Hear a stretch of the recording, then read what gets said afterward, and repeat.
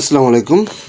আজকে অর্থনীতি দ্বিতীয় পত্রের জ্ঞানমূলক অষ্টম অধ্যায়ের জ্ঞানমূলক ও অনুধাবনমূলক কিছু প্রশ্ন নিয়ে হাজির হলাম।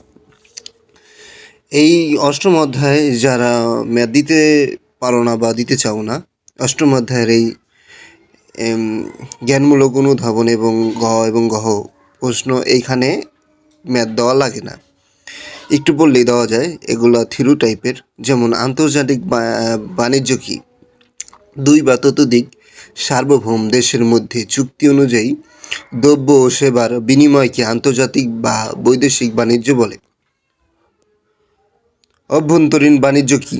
দেশীয় সীমানার ভিতরে সাধারণত একই দেশের অধিবাসী এবং একই দেশের বিভিন্ন অঞ্চলের মধ্যে দ্রব্য সামগ্রী ও সেবা বিনিময়কে অভ্যন্তরীণ বাণিজ্য বলে।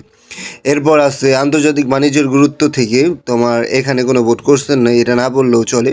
তোমরা বোর্ড কোশ্চেন সবচেয়ে বেশি পড়বে, বোর্ড কোশ্চেনই বারবার রিপিট হয়।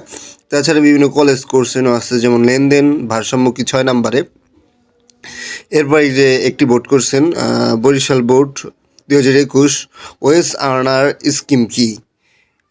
বিদেশ কর্মরত নাগরিকদের আয় দেশে সহজে আনা এবং কাজে লাগানোর জন্য যে স্কিম, তাই ওয়েজ আর্নার স্কিম। আমদানি কি? যে প্রক্রিয়ায় একটি দেশ ও অন্য দেশের মধ্যে ও সেবা ক্রয় করে তাকে আমদানি বলে। এরপর প্রচলিত পণ্য কি? এটা অনেক ইম্পর্টেন্ট। অপ্রচলিত পণ্য কি? এটা কতগুলো বোর্ডে এসেছে, ময়মনসিংহ বোর্ড, কুমিল্লা বোর্ড, তারপর এটা একটা কলেজে এসেছে। তারপর রপ্তানি কি? রপ্তানি বাণিজ্য কাকে বলে? এরপর 14 নম্বর, সংরক্ষিত বাণিজ্য কি? যশোর বোর্ড 2022, আন্তর্জাতিক বাণিজ্যের ক্ষেত্রে যদি বিধিনিষেধ, শুল্ক, কোটা, নিষেধাজ্ঞা প্রভৃতি থাকে তাকে সংরক্ষিত বাণিজ্য বলে। প্রতিকূল বাণিজ্যের ভারসাম্য কালে কাকে বলে? কোনো নির্দিষ্ট সময়ে যখন আমদানি মূল্য রপ্তানি মূল্য অপেক্ষা বেশি হয় তখন তাকে প্রতিকূল বাণিজ্য ভারসাম্য বলে।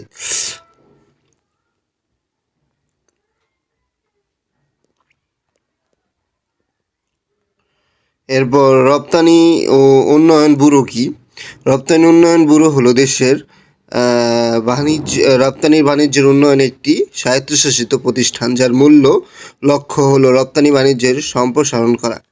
আর যারা একটু কম পড়তে চাও, দেখো বারবার রিপিট হয় এই যে একটা প্রশ্ন, এই যে ঢাকা বোর্ড 18 নম্বর, কুমিল্লা বোর্ড, বারবার রিপিট হয়েছে এই প্রশ্নটা, এইগুলো। তারপর যেগুলো প্রশ্নগুলো বারবার, তারপরে যে দেখো 20 নাম্বার, তারপরে দেখো যেই প্রশ্ন 2 থেকে 3বার বোর্ডে আসছে ওই প্রশ্নগুলো পড়বা, দেখবো ওই থেকে এই কলেজে বা বোর্ড কোশ্চেনে কমন পড়ে যাবে বোর্ড পরীক্ষা যারা দিবে।